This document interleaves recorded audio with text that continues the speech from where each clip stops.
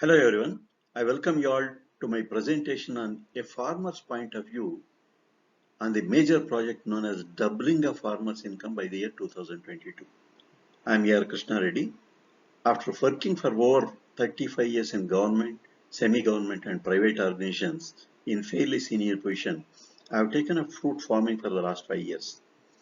During the year 2016, seeing the pitiable and distressful condition of the farmers, our beloved Prime Minister Sri Narendra Modi ji, for the benefit of farmers, he has launched a project known as Doubling of Farmers' Income by the year 2022, focusing on 6 major areas of farmers. Now we are in the year 2021. It means already 5 years are over after launching of the project and just one more year to go for completion of the project. At this stage, are we sure that the project is going in the right direction and whether the farmers are getting benefited out of it? To know about it, you find lots of articles and video presentations in the net by experts and professionals. However, you do not find much articles or presentation from the farmer side in this connection. Therefore, even though I am not a full-time farmer, since I have association with farmers and farming community, I have quite a few interesting points to share with you. Kindly see my presentation till the end. As far as the present perception of the project is concerned, 4 things are quite obvious and seen by the farmers. Number 1 is increase in MSP. Certainly most of the farmers in a few states and a section of the farmers in all the other states are getting benefit out of it. As far as the payment of rupees 6,000 per annum into the bank accounts of farmers is concerned, most of the eligible farmers are getting benefit out of it and they are quite happy about it. As far as the loans are concerned, they are finding it certainly easier to access the loans from banks at present. As far as the Pradhan Mantri Fasal Bima Yojana is concerned, that is insure against crop failure, certainly most of the farmers are able to insure and able to get the benefit out of it. As far as the diversification to high value crops is concerned, some of the farmers are certainly switching over to areca or coconut plantation from growing vegetables or ragi cultivation or even replacing the mango groves, etc. This switching over is happening because of the heavy losses they are incurring in the present method of cultivation. As far as the shifting from farming to non-farming jobs are concerned, certainly it is happening since none of the farmers wants to continue their children in the farming jobs unless it is compulsory for them to continue. As far as the awareness about the project is concerned, it appears to be quite limited since most of the farmers are unaware that such type of project is existing. As far as the overall benefit is concerned, the increase in the input cost for the cultivations seems to have offset the benefits what they have achieved because of the project implementation. Therefore, it's a long way to go for doubling the farmers' income. After seeing the project details, we feel that certain issues needs a review or reconsideration in order to increase the income of the farmers.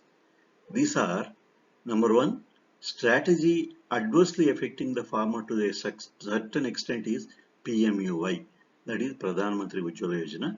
Details I will be sharing in the coming slides. Issues which may have to be considered are promoting the strength what we have, adopting simplified method of growing fodder. Number 3 is lateral thinking of some of the issues. Number 4 is out of box thinking, and the last one is the savings in order to increase the farmer's income cannot be only from farmer side. It has to be from government side also. Some support is certainly required. The Pradhan Mantri Ujjwala Yojana, that is PMUY, is certainly a noble and excellent scheme wherein crores of clean fuel gas connections have been issued to BPL families, and as a result they are finding it easier to do cooking and also helped in improving the health of BPL families. However, it has got adverse effect on farmers because there are no takers for his firewood. It has therefore affected a fraction of his earnings and he is finding it extremely difficult to dispose the firewood. The only way he can dispose this firewood is through burning, which has got adverse effect on environment. In our opinion, it is highly beneficial to plan for development of briquettes from firewood and focus on development of smokeless stoves for utilizing these briquettes. This movement will be towards Atmanirbhar Bharat, and the problem of disposal of firewood for the farmers would be eliminated. In addition, it would be another source of income for him. Moreover, it will be environment friendly. For most of the farmers, livestock gives an additional source of income. In fact, for small or marginal farmers, for many of them the main source of income from the livestock. In order to feed the livestock during summer months, many of them go in for ragi farming, even though it is unremunerative, in order to store their dry straw for feeding the animals during the summer months. The availability of hydroponic fodder for cattle and others, most of them are now not aware. Growing of hydroponic fodder is very easy and only limited area is required, and also it results in higher yield of milk as well as quality of milk also improves, and there won't be any wastage of water or soil contamination for growing the hydroponic fodder, and the cost of growing the hydroponic fodder is also comparatively lesser. Knowledge of this growing of hydroponic fodder and availability of such technology is not known to most of the farmers. Hence, in order to increase the income of the farmers, there is an urgent necessity to bring in awareness and also to support the farmer to grow in for hydroponic fodder. In the framework, it appears that there is a missing focus on one of our major strengths, that is sandalwood plantation, white as well as red. White sandalwood grown in mostly in Karnataka and red sandalwood mostly grown in Andhra Pradesh and Tamil Nadu. This wood is very costly and there is lot of demand for wood as well as its products world over. Even though the rules and regulations have been relaxed, allowing anybody to go in for sandalwood plantation, majority of the farmers are still not aware of that. There is lots of export potential and job creation opportunity. We feel that if plantation on a massive scale across the states would help in improving the income of not only the farmer, but also the nation would get benefited by way of additional foreign exchange earning. The third aspect what we would like to share is out-of-box thinking. In order to increase the farmer's income, we need to focus on reducing the imports and creating export market for certain items. One such category is fruits category. Among that is avocado. Avocado fruit is in great demand world over, and the remuneration what we get is excellent. Realizing this opportunity, some of the third world countries have gone into avocado plantation in a major way and are getting greatly benefited because of that. One such country is Kenya. They have gone into avocado plantation about 20 years back and they are now earning over $500 million by exporting avocados. Realizing this opportunity, some of the farmers in South India, especially in Karnataka, have gone into avocado plantation in a big way. They are expected to get excellent yield in the next 2 years. At this stage, unless the government intervenes and create export opportunities for them, they are likely to fall into distressed category of farmers. Similarly, Thai guava, rambutan, kiwi fruit, mandarin dragon fruit, all of them are in great demand world over, and this can be grown in a number of states. This opportunity should be utilized and the farmers' income can be increased because of cultivation of these fruits. Among others, for reducing the imports and creating export market are chia seeds. We have been importing the chia seeds from Brazil. Now lots of farmers in Karnataka have started growing it and they are getting excellent remuneration for the same. This area of cultivation for chia seeds can be increased and the export potential can be exploited.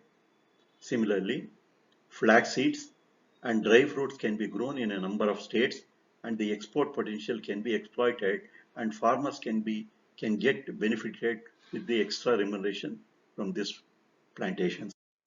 In case of excess production of certain crops leading to glut in the market, in order to ensure the farmer gets a fair price for his produce, in the framework itself it has been included to create additional storage facilities and process industries.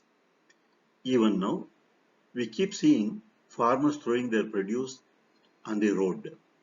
It means there is the pace of creation of these cold file storage facilities and process industries is yet to pick up pace. Now we would like to share the items which are really bothering the farming community. Among these are abnormal rise in fuel prices, increase in cost of seeds and other farm inputs, non-availability of labor and very high labor costs. In fact, in Karnataka, the farmer is paying almost 700 to 750 rupees per labor per day, which is very, very high. Frequent interruptions in power supply during daytime and supply of power in the night time. Younger generation missing from farming. The gap between payments made by customer and what the farmer is getting is increasing. The gap between agricultural and non-agricultural professions income is increasing year after year. The farmer is not able to afford other basic necessary facilities like education, travel, transportation, medical, marriage expenses, etc. In view of the above, the following are the requests for consideration. Number one, to consider our suggestions in the strategic planning and plan for exporting of items. Zero GST or bare minimum GST on agriculture inputs like tools and equipment, borewell pumps, drip irrigation pipes, seeds, etc. Create massive awareness and necessary assistance to grow the new or alternate crops and fruits. Creation of briquetting industries in rural areas and development of smokeless stoves to use. Expedite creation of process industries and cold storage facilities. Power supply in daytime, that too with standard voltage. Establish factories for manufacturing of furniture and others in line with IKEA, with the aim of realizing at least 60 to 70% of final price to the farmer. Create farmers only markets along the arterial roads to the city or near bus stands, railway stations, etc. in line with AP government model. Ensure proper implementation of online marketing strategy already planned for farmers. We also request that the following information may be made available online. One is prices of agriculture produce including vegetables and fruits, rate trends of items online for a prolonged period of 5 years, agriculture products item-wise import and export data month-wise, crop-wise water consumption per kg of output, and production or productive data state-wise. Crop-wise guidance details starting from soil preparation, planting, watering, diseases and their remedies, etc. up to harvesting and storing. So far we have shared the views of a farmer with regard to the major project and doubling of farmers' income along with certain concerns and suggestions. We hope the presentation is useful. In case any clarifications are needed or would like to give any suggestions, kindly contact through the email ID given here. If you find the presentation useful, kindly share it with others so that they can also get benefited. Thank you.